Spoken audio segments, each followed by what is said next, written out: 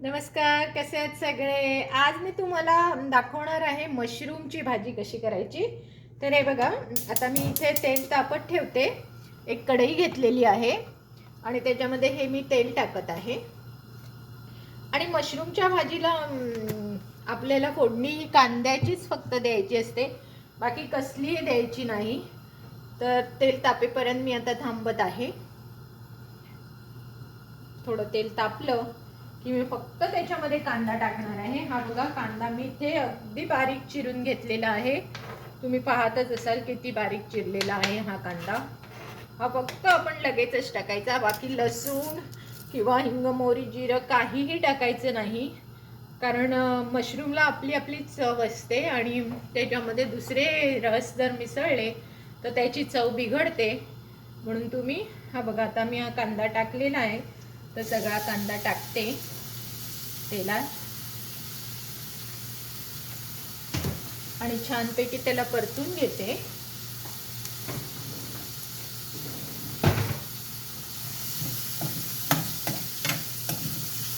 आणि मी नेहमी कांद्यावर थोडं मीठ टाकते, म्हणजे काय कांदा लवकर नरम होतो. पण जास्त नाही टाकायचं नेहमीप्रमाणे.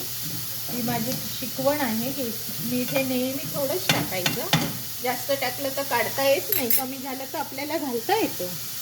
म्हणून हे थोडं टाकायचं आणि बारीक गॅसवर हा ठेवून द्यायचा. आता मी तुम्हाला मशरूम दाखवते छानपैकी.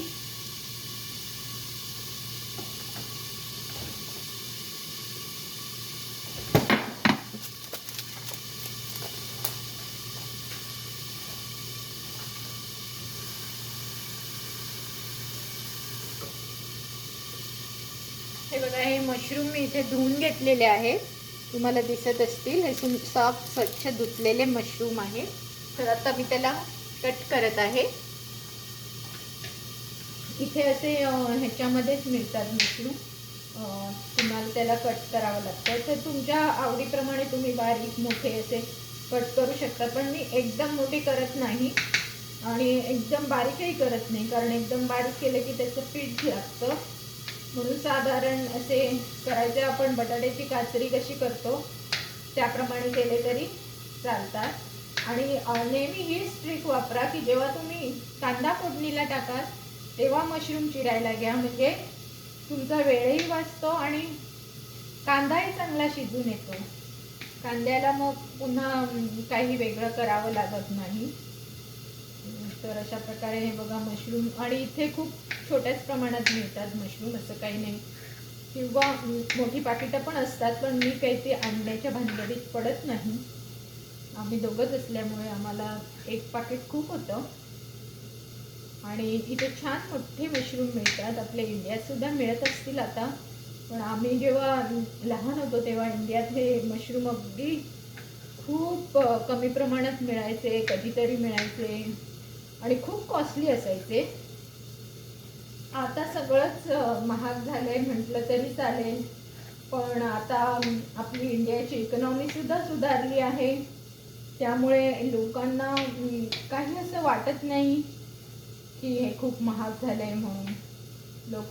बरीच लोक लॅविशली राहत आहेत आज इंडियामध्ये.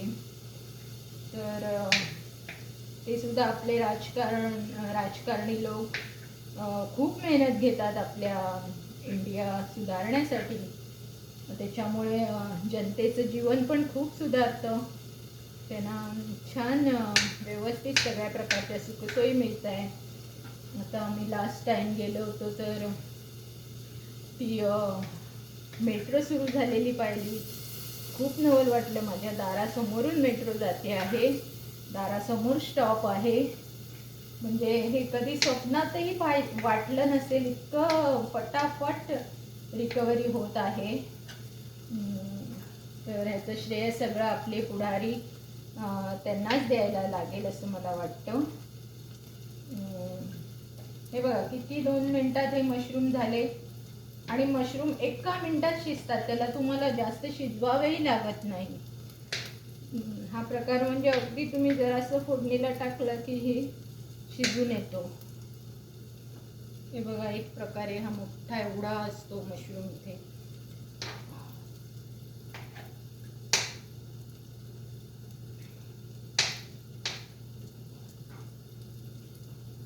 थोडेसे पाण्यात ठेवते, म्हणजे मग ते स्वच्छ होतात.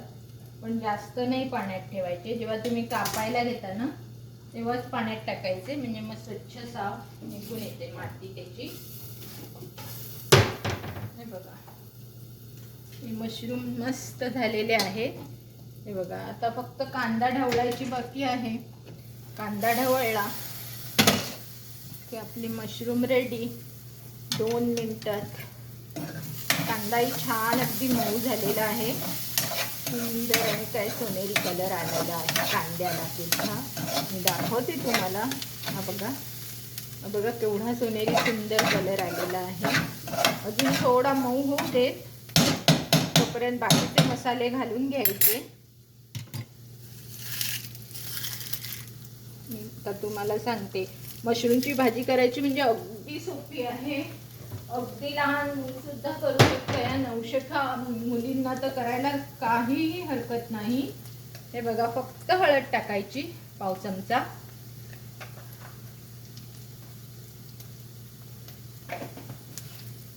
आणि मसाला नाही तर मिरची पूड, जे काय तुमच्याकडे असेल ते टाकायचं चवीप्रमाणे.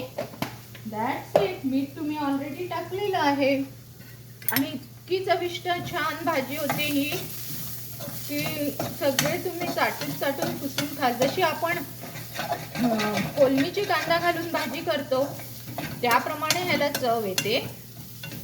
फक्त कांदा जरा छान शिजला पाहिजे, कारण मशरूम लगेच शिजून येतात. म्हणून कांदा जरा छान शिजूया. आता आपण त्याला बारीक गॅसवर ठेवूया आणि शिजून घेते.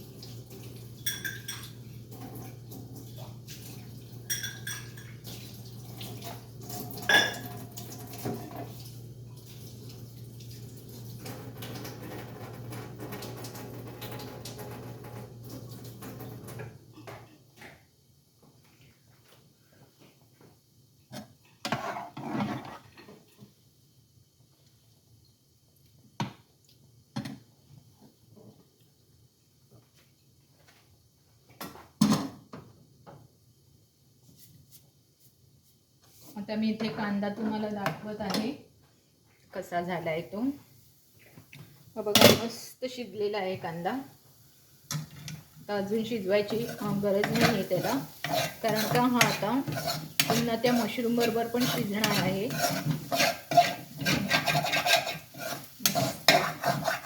कांद्याला पण कलर आलेला आहे. आणि हा माझा मसाला आहे ना, हा खूप छान आहे, त्यामुळे मला हा आवडतो प्रत्येक ठिकाणी घालायला.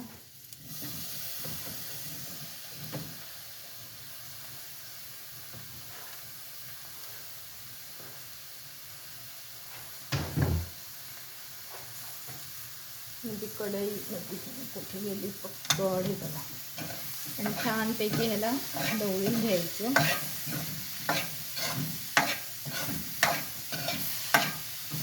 आणि मशरूमला खूप पाणी सुटतं, त्यामुळे मशरूम अशी सुकी होत नाही. मी तेल खूप कमीच घालते, कारण त्याला पाणी सुटतं शिजता शिजता. असं कांद्यात चांगली मस्त मिक्स करून त्याला आता मी मीडियम गॅसवर ठेवून देते. आणि मग तुम्हाला दाखवते कशी झाली आहे ती.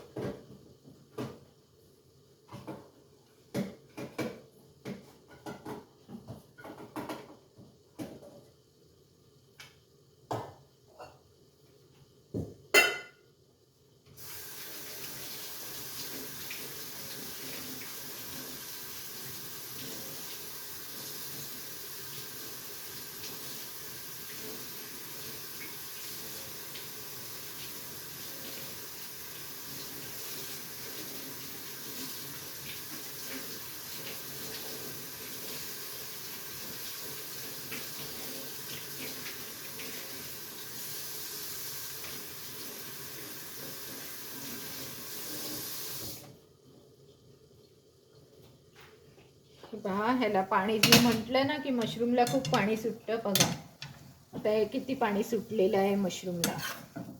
पण मशरूमची भाजी हे पाणी आता आटवेपर्यंत तुम्ही शिजवायचं.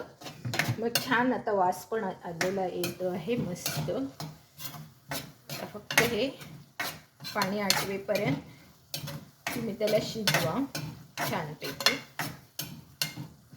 पाणी पूर्ण आटलं की तुम्ही गॅस काढू शकता. वरतून हवी तर कोथिंबीर घालू शकता. दाखवते कशी घालायची. मी हल्ली कोथिंबीरीचं काय करते, सुरीने कापत नाही बसत. माझी कोथिंबीर इथे आहे, मी धुतलेलीच आहे. बघा ही बघा, ही धुतलेलीच कोथिंबीर असते.